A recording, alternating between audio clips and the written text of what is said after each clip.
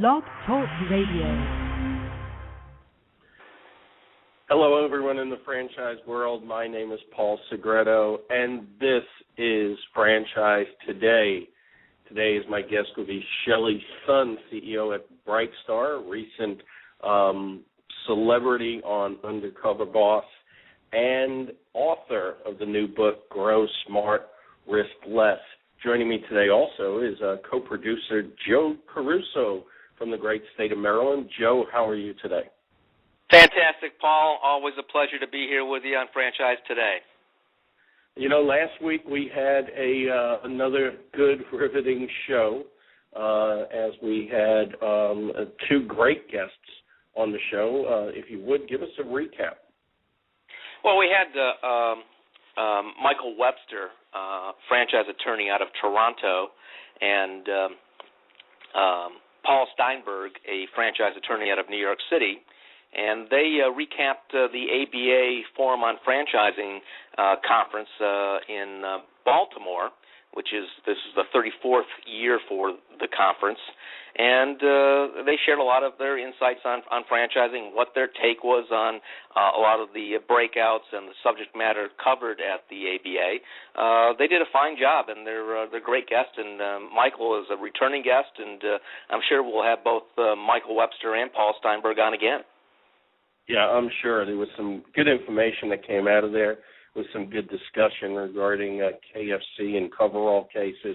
I think it was a very riveting show. And who do we have coming on future episodes of Franchise Today?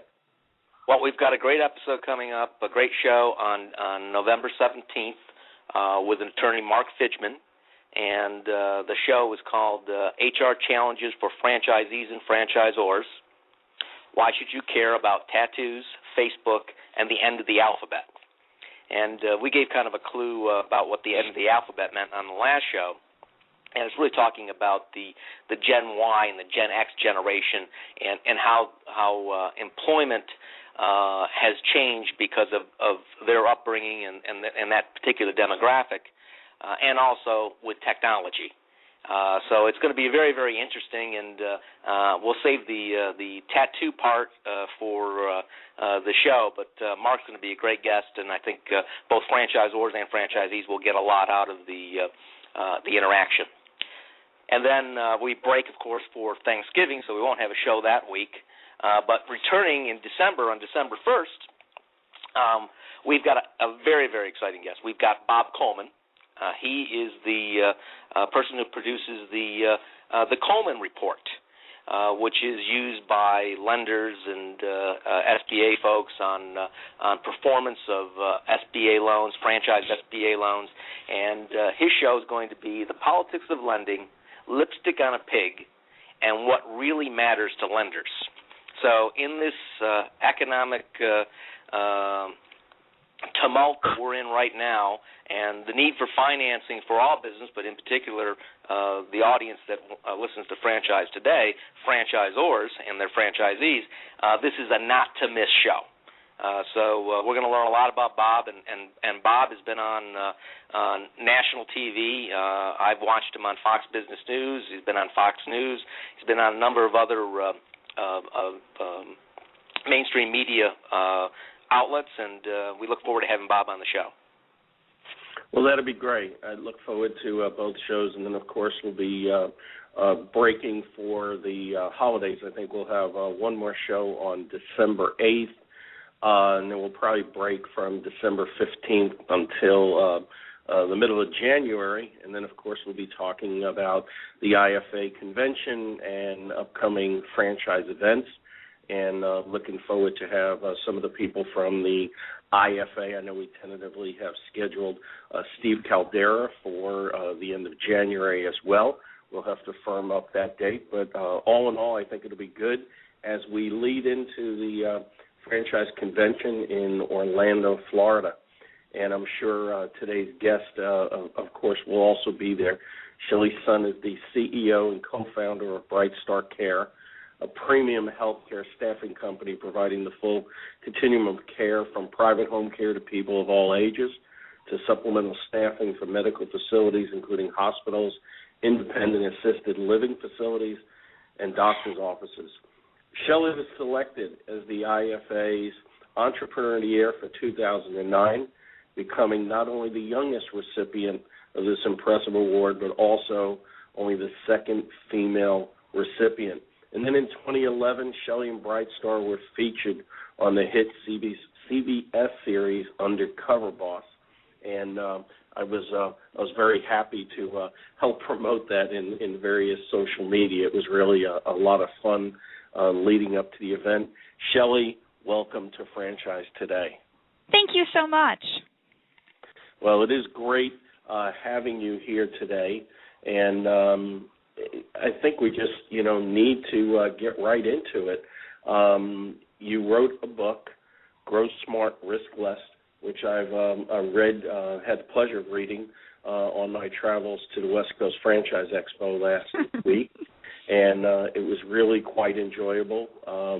Wendy, your assistant, and your chief of staff, which I love the title for your company, sent me a copy, and I also downloaded it through iTunes. So it's really a great read. And, I went into it and had a totally different perception of what I was going to be reading, because I knew it was going to be about you. I knew it was going to be about the BrightStar story, but I didn't realize it was going to be such a textbook, if you would, for new franchisors, and I think that's what really impressed me the most. And so I'd like to start off and just ask you a question that's probably on a lot of people's mind, which is, what was the inspiration for BrightStar? My husband and I were looking for home care for his grandmother back in late 2001 and had a really hard time finding great quality care that were really compassionate and kind of cared about Grandma first. And we regrettably lost her to cancer the day before we got married in early 2002. And it really got us thinking about how hard it was for us to find great home care. Neither of us came from a healthcare background, but we had a strong consumer experience, and we felt very passionate to make a difference and make sure families didn't have to go through what we went through, and really set out to really transform that home care experience, and launched our very first company-owned location in October of 2002. Well, that's awesome. Family is so important nowadays, and for a long time, obviously, but it seems like even more important. I know I did a informal survey with respect to business failure and franchise failure, and not having the type of support at home necessary to sustain a business or even entering a business seemed to be a big problem. How important is family in starting a business?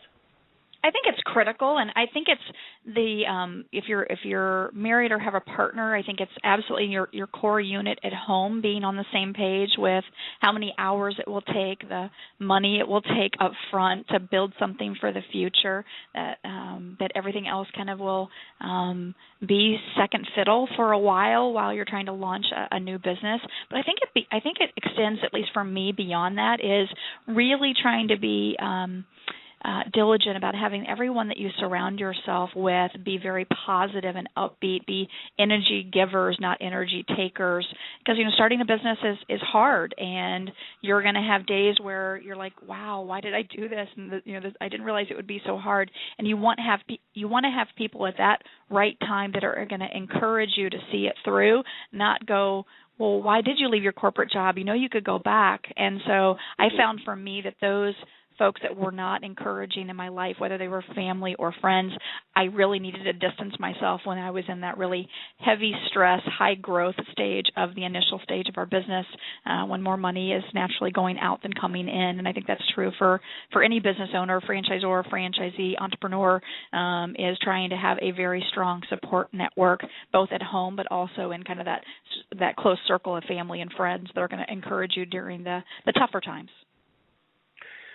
In your book, Grow Smart, Risk Less, there's 5 different sections, and as I said, I felt that it was a very strong textbook type for of publication for new franchisors, and certainly a lot of the mature franchisors can learn a lot from it as well. And it takes us through evaluating the plan, laying the foundation for successful growth, building the franchise family, executing for sustainability, and achieving growth and scale. And then, of course, there are various subchapters in the book. And I love the story at the beginning, if you would, when you found out you were pregnant with twins and then had some bed rest and actually started on the journey of really documenting your trek into franchising. What was that like? Well, we had an unusual turn of events in 2004. So we'd had a company-owned location that was very successful for a couple of years, and then had an opportunity to become investors in 2 hotels. So we became franchisees before we were ever a franchisor. We were so passionate about our business, we were just saddened that we couldn't help families everywhere, just the families that were in our immediate area. And making that large of an investment in 2 hotels, even as a partial owner, I felt compelled to go to new manager training and new owner training with a couple of large hotel systems, and saw franchising and thought, wow, this could be a really great way to find a local, compassionate, passionate owner that's capitalized to leverage our brand, our training, our systems to let them grow and serve families in every market. And so that was in July of 2004 when we invested in the hotels. Within probably 30 to 60 days of that, finally, after much trying, became pregnant and with twin boys. And in November, I went on bed rest. And for anyone who knows me, I run like an Energizer bunny, always going. And so bed rest was very hard for me. So I had this idea about wanting to make a difference and wanting to expand through franchising, and set on my computer with a hospital table in my bedroom and set about writing my operations manuals, documenting everything that had made us successful in a company-owned location, to plan for, after the birth of our baby boys, that we would give birth to a franchising brand to expand and help entrepreneurs become our franchisees and make a difference in their community with BrightStar Care. Now, you also said, though, in your book that you actually had some staff meetings in your bedroom while you're on bed. I sure did. I mean, I'm a CPA by background, so I clearly love numbers, but I'm also a big people person, and so having that connectivity to my staff. I mean, my staff are like my family, and we still have performance goals and things like that, but not having that interaction was really tough for me. So they put up with me and would come over to the house once a week to do staff meetings during the time that I had to be on bed rest. That's great. So what was the defining moment in taking the company from a corporate operations to a franchise system? I mean, I think really being exposed to seeing how well we actually went through training with Choice Hotels, who Steve Joyce is the CEO of, went through and was so impressed by how, not coming from the hotel industry, we could be fully trained to, replicate a successful business model. And I had always wanted, even in our original business plan, didn't know the distribution method, but always wanted to be able to deliver our healthcare services, around the country and eventually around the world, and make a difference in terms of the quality of care.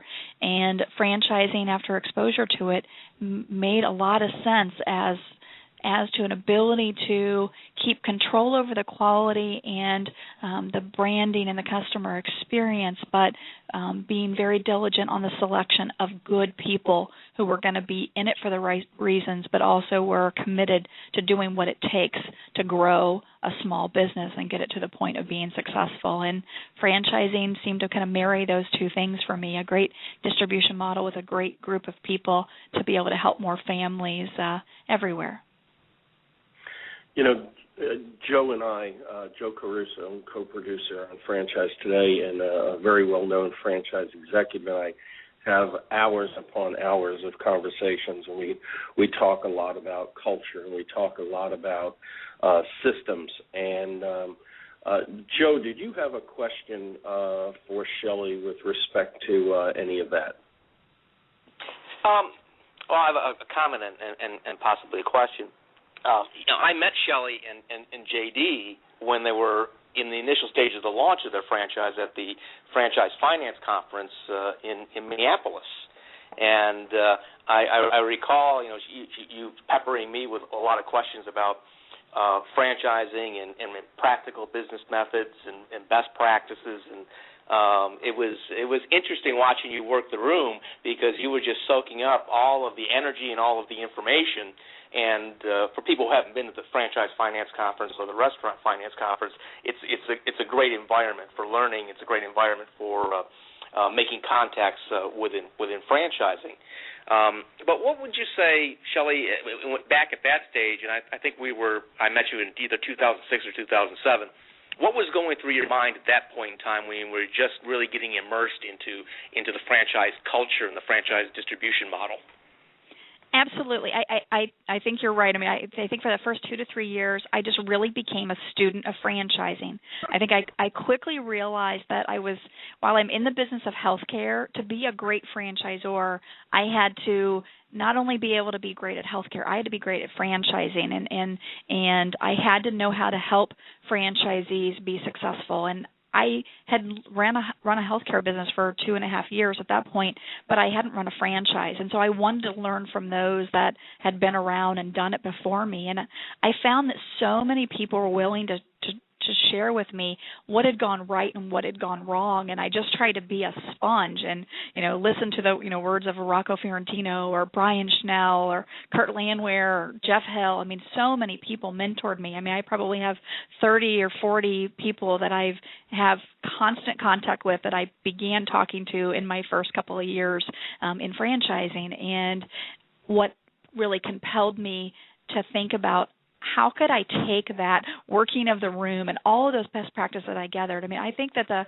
BrightStar success story is not a Shelly Sun or JD Sun success story, but a franchising industry success story, because really it was all of the lessons learned from so many people that were so willing to share, and how could I take all of those lessons learned and all of those contacts that I made and who are the best suppliers and what are the right conferences to go to, and really for a brand new franchisor that may not have been as lucky to find the mentors very early on like Lane Fisher and Brad Fishman that introduced me to everyone in franchising, that might not have had that same path, to create for them a way to go step by step to have a similar successful experience in forming a franchise company. And Brian Schnell, who's on my board of advisors, a really prominent franchise attorney, had been on me for about a year to write the book. He goes, you've seemed to have done everything right, or at least where you've made the mistakes, you've corrected. And from a culture perspective, you really care about your franchisees being successful.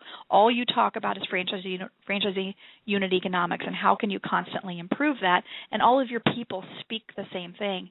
If you could just help new franchisors have that same philosophy and that same approach, franchising in general would be stronger. And because I felt like I had taken so much from the industry in the early stages, it really was hopefully my opportunity to not make it about Shelly and JD as Paul spoke about, but really have it be a way of giving back to help it be the playbook or the step-by-step guide on hopefully doing franchising right from the franchisee's perspective.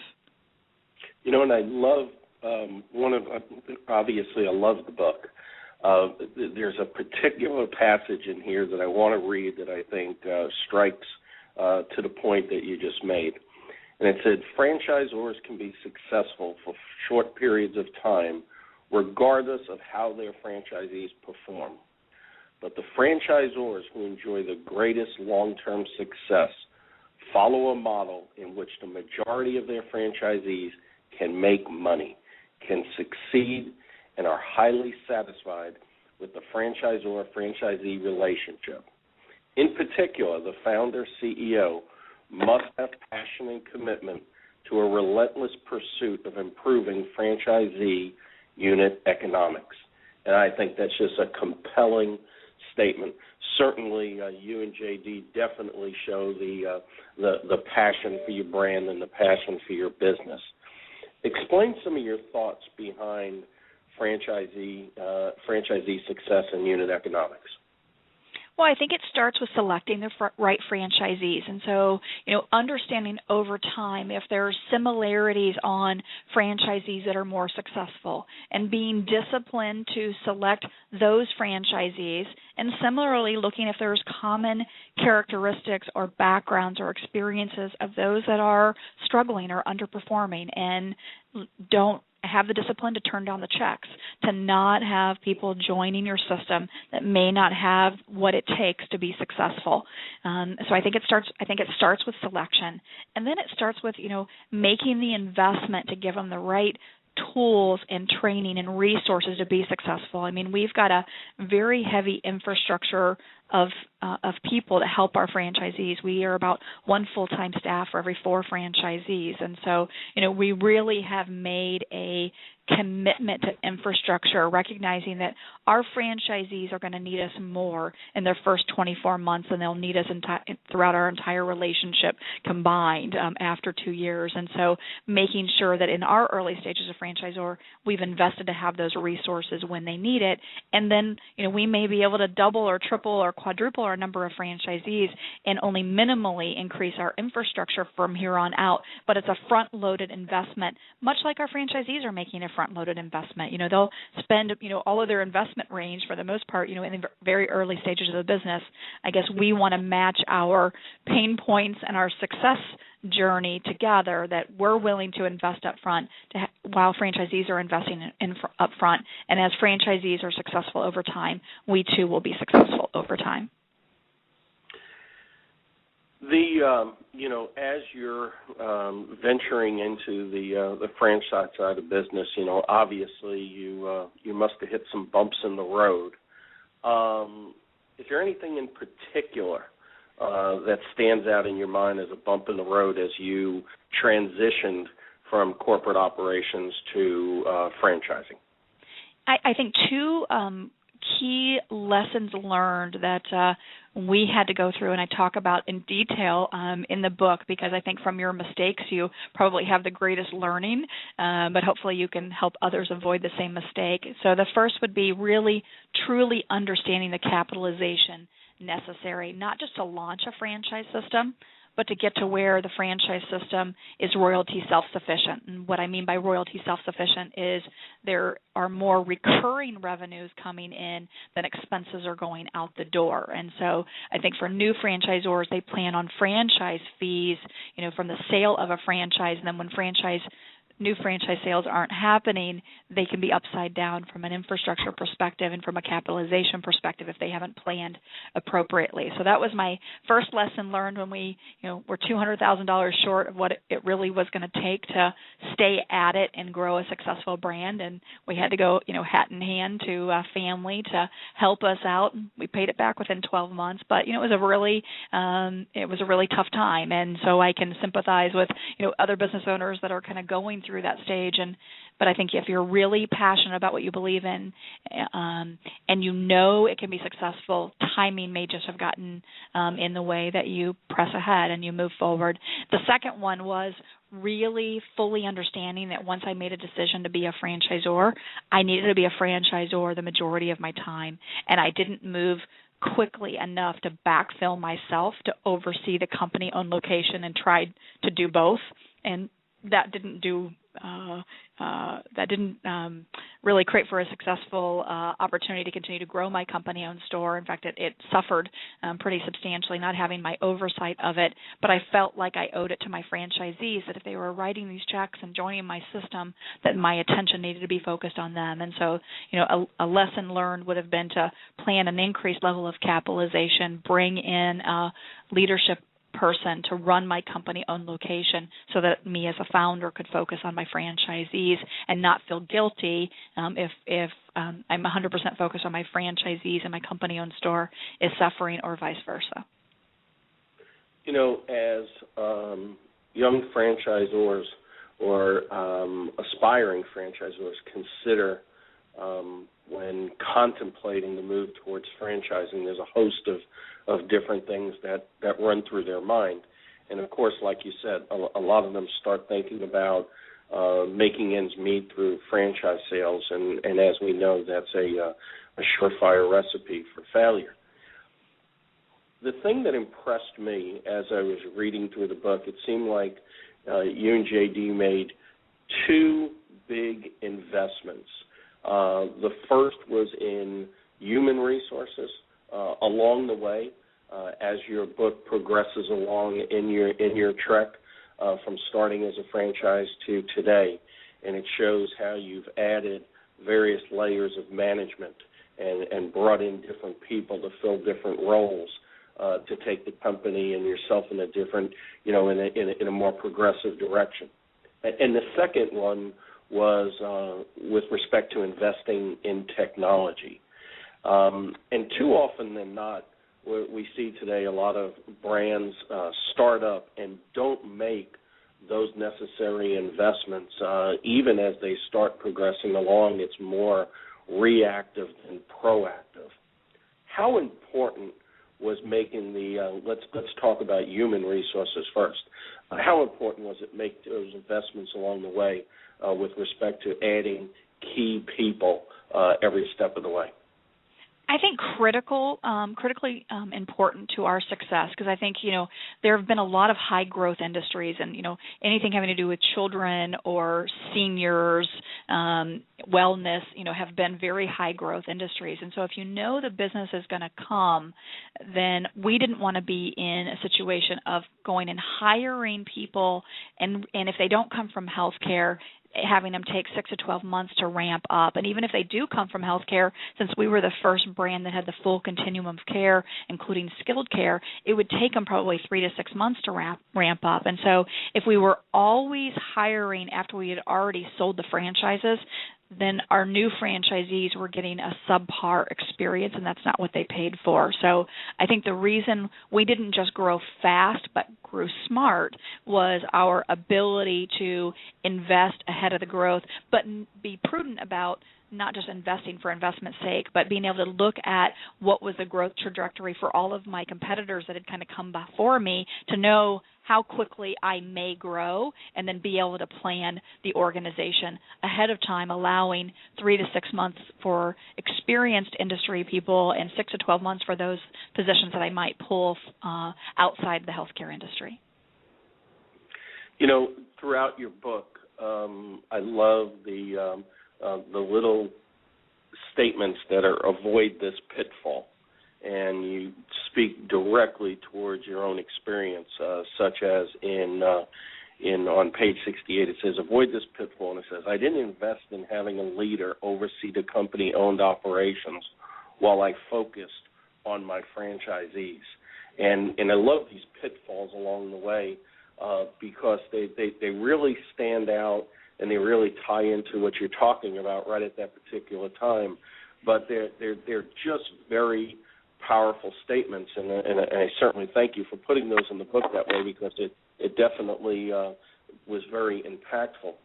When you talked about investing in technology, what was some of your thoughts behind it? I think initially, if I recall correctly, you invested in software for day-to-day operations that was specific to the company operations, so it seemed technology was paramount right from the beginning.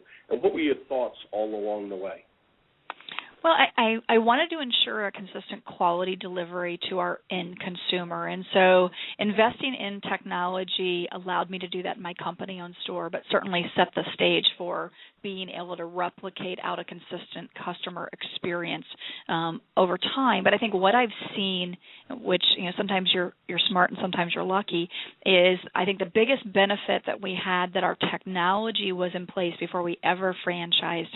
And talking to other franchisors, I think many are envious that every transaction that's ever been done by a franchisee is in our database. And so we're able to help franchisees understand, are you ahead or behind of where you should be this week? And so, being able to have real-time data for our franchisees, you buy a business as a franchisee to be in business for yourself but not by yourself. We really bring that to life because our franchisees really are able to know if they're ahead or behind on margin. Are they ahead or behind on on revenue? Are they ahead or behind on profitability, by benchmarking them against every other franchisee in our system at a similar period of time, and being able to help them know what does top quartile, what does second quartile, what does third, and what does fourth look like, so they know where they're performing, and helping them with an action plan to make improvement based upon where they may be falling short. And so I think it was a great back-end office efficiency issue was the reason we made the investment initially, but I think the biggest benefit of my technology today is actually the ability to aggregate the data and use it to help our franchisees make better decisions and improve their performance over time. When we're talking about aspiring franchisors that are contemplating the move towards franchising, obviously a lot of aspiring franchisors have a hard time dealing with the franchise model because they don't want to give up control. And one of the things that really struck me in your book, too, was the section when you spoke about transitioning from the founder to the CEO, where apparently you've already given up some control to key people, and obviously you have franchisees running with the ball. How hard is it to make that transition from founder to CEO? I think it can be difficult emotionally, but for me, I think if you've got good guardrails to really be able to inspect what you expect, I think abdicating authority and not checking in on the results is dangerous, first of all, and secondly, can harm the brand. I think for me, when I have transitioned some day-to-day authority, I still have reports that are allowing me to inspect what's being done to make sure it's meeting my expectations. And where I feel like we might be losing a little bit of touch based upon the distance from me to my franchisee, I step back in. And so I don't do that forever, but I do it to be a learning moment for my staff about why I stepped in, what I did, and how to make that a repeatable event by them through new learning, training, and heart that may have been missing in what we were delivering to a franchisee. And then as a founder, and because my money is still all at risk, there's certain things that I still absolutely have come to me, even though I have a day-to-day president involved. Anything that changes policy, any default notice that we're issuing to a franchisee, and any change in agreement on a brand new franchisee, which is almost unheard of, but on some of the master agreements we're doing outside the U.S., as we're kind of venturing out into new territory, a little bit more modification might be necessary. And so I kind of have the guardrails for when do I still need to make sure that even though I'm not running a lot of the day-to-day, that the things that are critical that could impact the health of our business long-term, I'm involved in those decisions. So I think for me as a founder, understanding what things do I still want to stay involved in, and making sure that that's very clearly articulated and documented. And then for the things that I have transition authority, how am I going to be able to spot check and inspect that what my expectations are being fulfilled?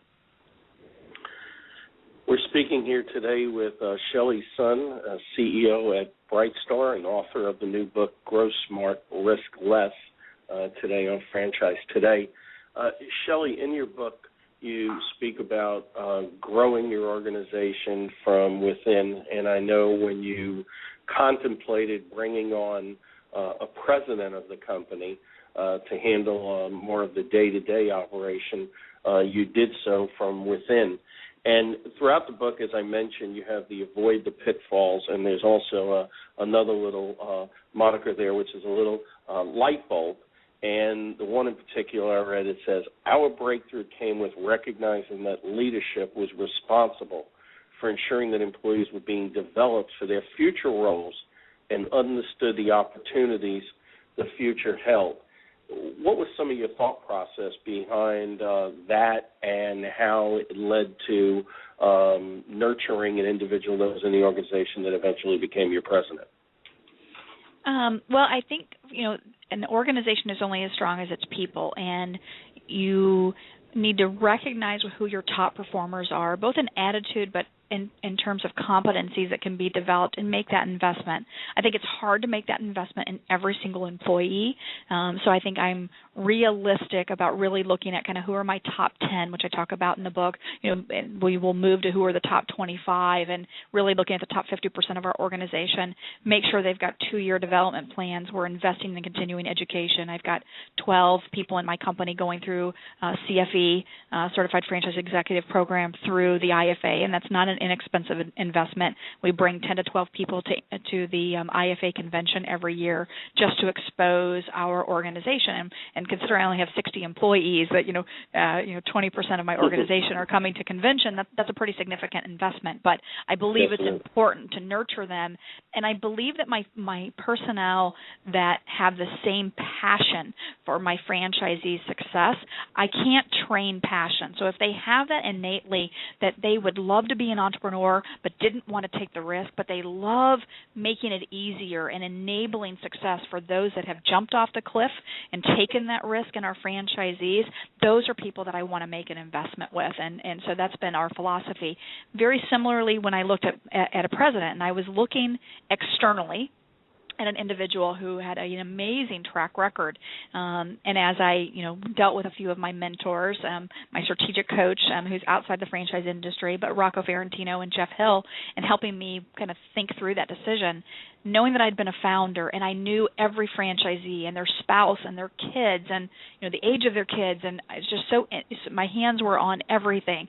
Both Rocco and Jeff said those shoes are really hard to fill. Now they tend to be 4-inch heels, so they really are hard to fill. But thinking about how much better would it be for you to bring in someone a level below and spend a couple years having them earn the respect of the franchisees, so that when you transition from you to a president, it isn't like, their best friend just left them, right? That they understand that you're there to do the vision and do the strategy, and there's someone tactically operating the day-to-day and how you two will work together. Much easier to do that than someone who doesn't have that relationship already with the franchisees, and they feel like the rug's been kind of pulled out from under them, that someone new is coming out that they're interfacing with, and they no longer really have the immediate access to me anymore. And so I think it served very well to try to develop, particularly key roles that are very franchisee facing,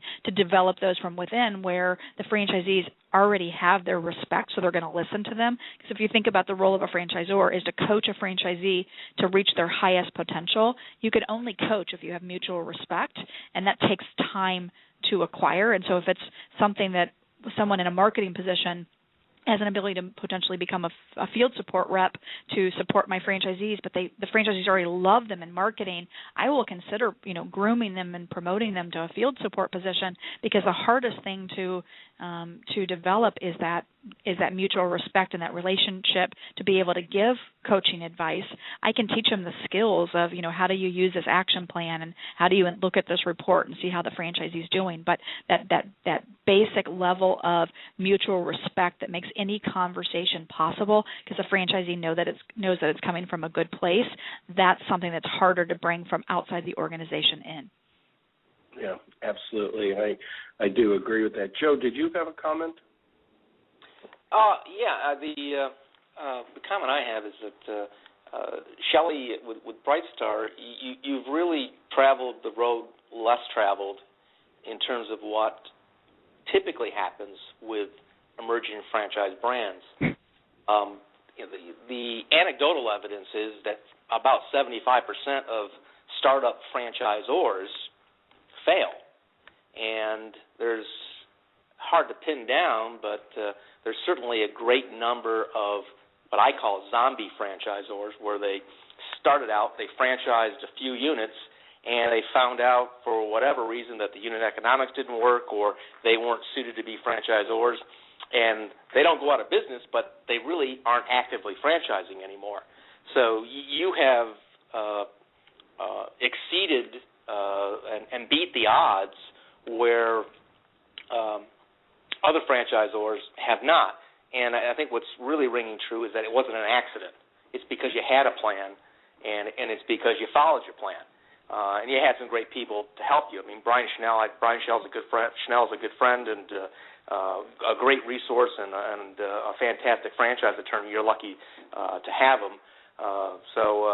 That's my only comment on the difference between what you've done and what others have maybe failed to do. Thank you. Yes, definitely looking at the this book, a play-by-play, if you would, in the playbook towards franchise success, Grow Smart and Risk Less, is definitely a very well-defined plan, and certainly I'm real appreciative that you've shared this with the community, for sure. You know, going back, I was remiss. I started to ask you a question with respect to investment in human resources, but also technology. And in the book, as we get towards the middle of the book, you said, we see greater opportunities to accelerate our franchisees' results and our own with a large number of technology enhancements that will be completed in 2011. How important is it for a new franchisor to realize the necessity of making investments in technology and then staying up with technology moving forward? I think it's critical, but I think that, you know, depending on the budget and depending on how successful their company-owned location is and whether they're using technology in their company-owned location before they franchise, I think, you know, looking at the alternatives of, you know, is there a system to buy, which is, and you're only paying a certain amount per month versus, you know, hundreds of thousands, if not millions of dollars up front to build a technology from scratch. And so I think technology is important. I think understanding the best technology for what a franchisor does and then having every franchisee mandated on the same platform so you can get the information back out with which to make great decisions is an important decision up front for a franchisor. That doesn't mean they have to be the one to spend millions of dollars to create their own like we did. We only built our own because we couldn't find technology that accommodated the full continuum of care and staffing. We could find home care solutions or we could find staffing solutions. We couldn't find a system that did both, and so we had to solve that problem. But, you know, as a new franchisor, and if I could find a technology for quick service restaurants or for, you know, pet grooming or, you know, whatever it was, and that technology existed on the marketplace, and the vendor was very receptive to giving me back all of my franchisees' data as long as I committed that I was going to make it mandatory in my franchise agreement that every franchisee signed up for that technology solution and capped the price, then I think you can have the best of both worlds without the huge upfront investment that investing in your own technology may have. Another pitfall that I read in the book, the mistake that many franchisors make in the early years is to sell franchises to almost anyone who is willing to sign the franchise agreement and pay the initial franchise fee. How important, and I know Joe knows and I know, but I'd like you to share with a lot of the young franchise professionals that are listening today, how important is it to avoid that pitfall? I think it really is probably the biggest difference between franchisors that make it beyond 5 years and those that don't are the selection of the franchisees, because it only takes one bad franchisee and a $200,000, $300,000, $400,000 settlement to undo everything that a new franchisor has done. Now, unfortunately, we've never had a litigation settlement or litigation with any franchisee, but I think our selection criteria, JD and I, because we're founders and we're both in the business, and I knew I'd have to support them, we've had a no-jerk rule from the very beginning. And so, you know, we really were diligent, even though we had 2 or 3 people who I would not want to support a year later write checks and be demanding about us taking it, that we refused. And it's so hard to do. I understand that in the early stages of franchising in particular. It's hard to turn down a check when you're trying to grow. But even with trying to do all the things right, you still potentially will make a mistake and get someone in as a franchisee that, while not a jerk, won't follow your model. And I think for a new franchisor, even if you've only sold 3 or 5 or 7 franchises, I think as early as possible, and I learned this from many franchisors that I had talked to, is as early as possible, have a resale program that's robust and strong, and resale agreements with brokers to be able to help franchisees sell their business, so that you can go to an underperforming franchisee or a difficult franchisee and steer them towards a different path of, this isn't working, but here we can help you exit. And if there's not a resale program in place, just having them close their doors isn't good for the franchisor, nor is it good from a franchisee for recovering some of their investment. Excellent point. And another pitfall that's along those lines, and I think there's a key point here. You say, remember, the wrong franchisee is expensive, not only in terms of dollars to support and lost royalty opportunity, and this is the key, but also in terms of the emotional toll and distraction. And share some of your thoughts on that. Well, I think that if you've hired for culture throughout the franchisor organization, we all get up in the morning, we all go to bed at night thinking about helping our franchisees be successful. And when you have a franchisee that fails, I think that's hard for the entire organization, because it feels like a failure, regardless of whether it was our failure or their failure to follow the model or use the model. It still is very hard on the employees to know that they lost one that they were rooting for and supporting. And so I think there's a lot of hidden costs that go with having a franchisee fail that are really important to think about all of those costs. So when you think about a $30,000 franchise fee compared to the hundreds and hundreds of thousands of dollars of lost morale and lost resources and opportunity cost of putting those resources elsewhere, I think it helps set things in perspective to make sure you're not making bad short-term decisions that really dramatically cause your long-term potential to be hampered.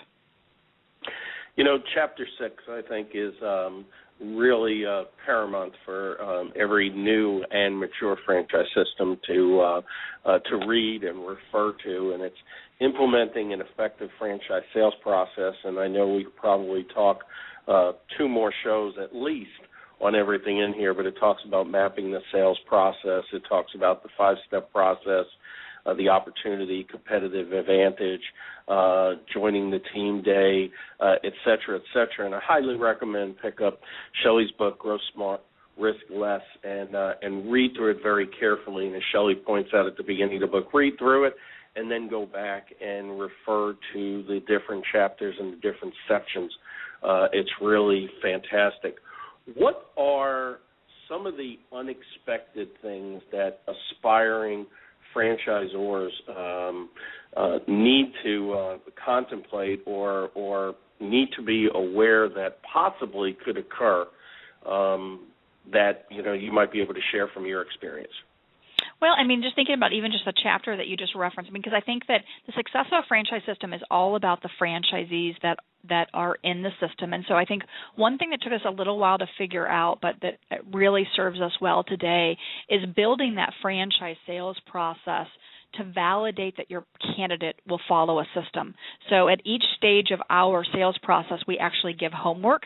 And so if they won't follow the homework and do what we're asking them to do before they write a check, they likely won't do so after they write a check and become a franchisee. So it really becomes a great way for us to add one more layer to a good interview of a franchise candidate to make sure they're going to be a good cultural fit and ultimately have an opportunity to be successful.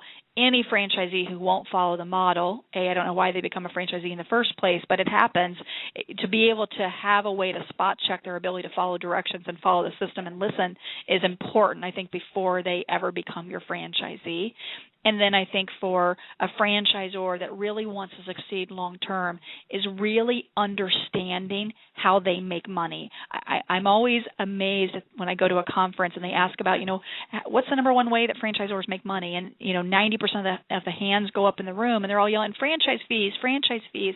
And really the right answer, which it always gets to that, is it's about royalties and that recurring revenue stream. Well, the initial franchise fee you can get just for showing up and just signing an agreement.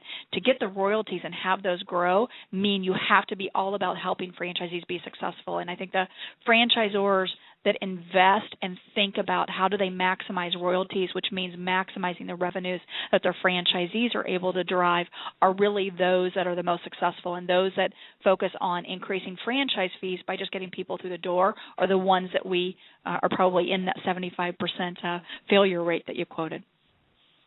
An excellent section on executing for sustainability that leads into how does the franchisor make money is an excellent chapter as well. Many say that entrepreneurs don't always make good franchisees. What's your opinion on that? I think that both franchisor and franchisee need to be entrepreneurial enough to be willing to take a risk and to keep at it in the face of all adversity and put on the happy face for your employees and your customers every day. And so I think that's where that the entrepreneurial drive and passion is both important for franchisor and franchisee. I think for both franchisor and franchisee, though, it's also important that both sides understand what each one's role is, and that it's the importance of the system. And so the franchisor needs to be all about protecting the system, protecting the brand, and making the decisions that fulfill that. And the franchisee needs to be entrepreneurial enough to find ways to improve or find new revenue sources, but not so outside the box or renegade of a entrepreneur that they won't follow the model to begin with. So in my way, I would say that from a franchisee perspective is they need to be able to follow the entire business model, and they may be entrepreneurial enough that they're able to give back to the system by suggesting 5 to 20% improvements that allow them to tap into their entrepreneurial creativity, but in a way that they're working with their franchisor to pilot a program, share the information, and then mutually agree whether those new programs should be rolled out system-wide or not. And I think that establishing the culture up front about we want you to be innovative, but we want you to learn the model first. One thing that I do in training with our brand new franchisees is say, get out your notepad. Every great idea that you have about changing the model, I want you to write it down on this notepad for the next 12 months. And then once you learn the reason why it's not a good idea, come back in and cross out the ones that you will discover won't be really good ideas once you know more. And at the end of 12 months, we're happy to look at what those great ideas are, but you need to know the business model first. And the people who aren't offended by that are entrepreneurial enough to be successful as a franchisee, and those that aren't should probably be out on their own and not in a franchise brand. Let's shift gears a little bit, and let's go to the Shelly Sun in blue scrubs, tennis shoes, and short dark wig, leaving behind the high-end shoes, and so we're of course referring to your experience on the hit reality show Undercover Boss. Share some of your experience with that. That had to be very enjoyable and enlightening, but probably a little bit stressful as well. It was an amazing experience. I mean, JD and I got into the business to make a difference through home care. And so the excitement of franchising was to help more families. The fear of franchising is that a franchisee may not do for a family what I would do myself. And so having an opportunity to truly go undercover and see on the front line that our franchisees were doing the things for the families that made me so proud was kind of a once-in-a-lifetime experience. I think the interesting kind of behind-the-scenes pieces that people may not realize about the show is I didn't even know which locations they were going to. So these were not our best of the best franchisees. These were not our highest-performing franchisees, and these were not our best caregivers that were working for the franchisees. So the behind the scenes is giving them a list of every franchise location. And as a franchisor, that makes you a little bit nervous because you've got top, middle, and you might have some that you've got in a action plan scenario. And then having them go to those locations and interview behind closed doors about 200 caregivers and have them decide.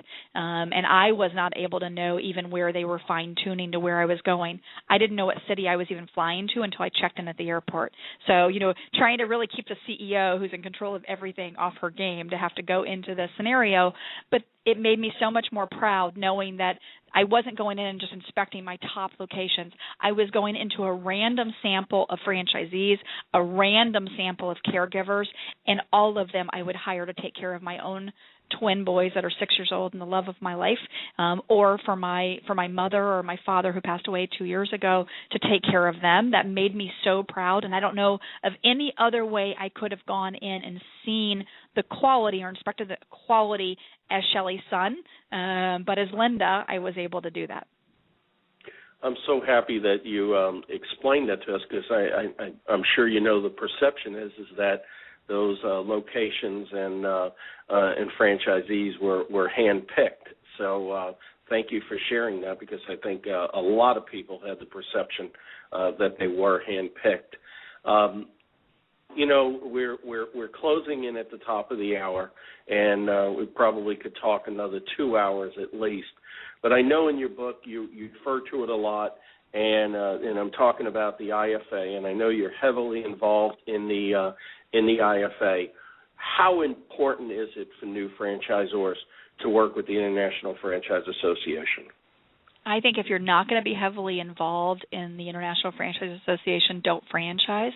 And if you're already a franchisor and not involved, get involved today. And if you're not going to make that commitment, stop franchising, because so much of my success is because of the education that I was able to obtain. I mean, within my first 18 months of being a franchisor, I became a certified franchise executive. I was passionate about learning. If I was going to do something, I was going to do it right and from a place of understanding, not thinking how I would be a good franchisor. I wanted to know what it took to be a good franchisor. And it's such a giving organization. I mean, the networking that goes on at conventions and at, we're headed next week to the Executive Leadership Conference in Miami with, C-level executives of franchisors.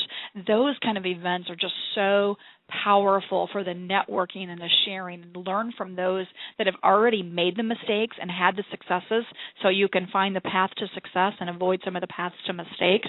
I think it's an amazing organization that is a huge value for what it costs to be a member of the association and what you get back. Very good. So where does Shelly Sun go from here? What's on the horizon? Well, I'm enjoying being able to have an opportunity to talk to so many young franchisors that are reading the book and want to kind of talk about kind of their path and journey. Our hope and ambition may be in the next 12 months or so to launch a consulting company to help new franchisors do it right.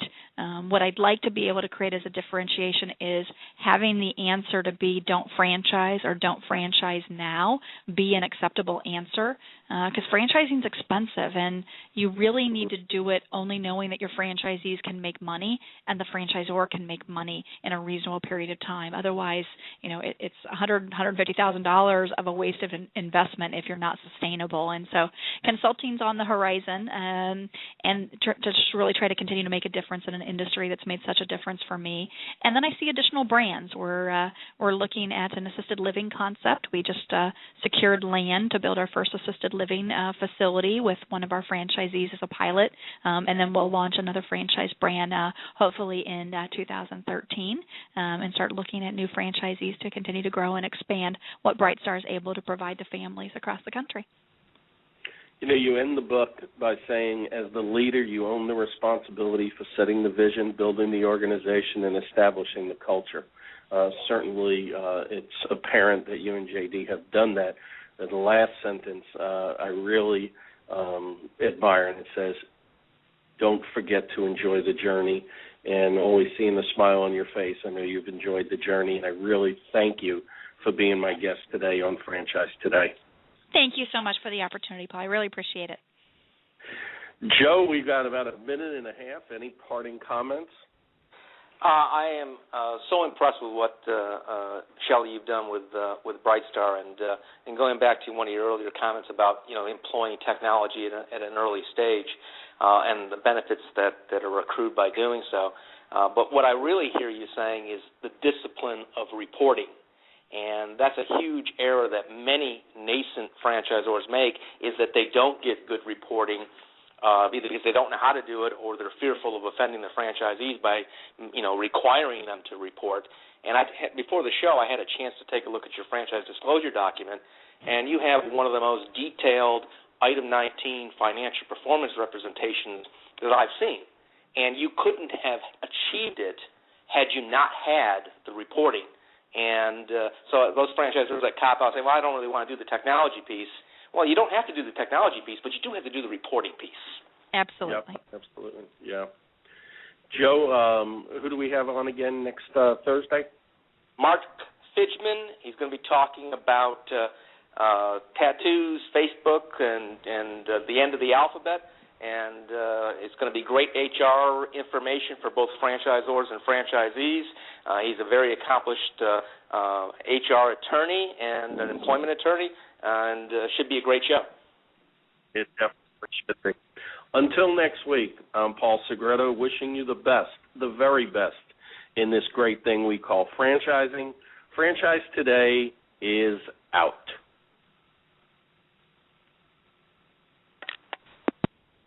When you're part of a military family, you understand sacrifice and support. At American Public University, we honor your dedication by extending our military tuition savings to your extended family.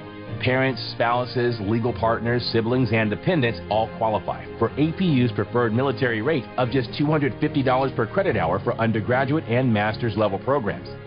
American Public University. Value for the whole family. Learn more at apu.apus.edu/military.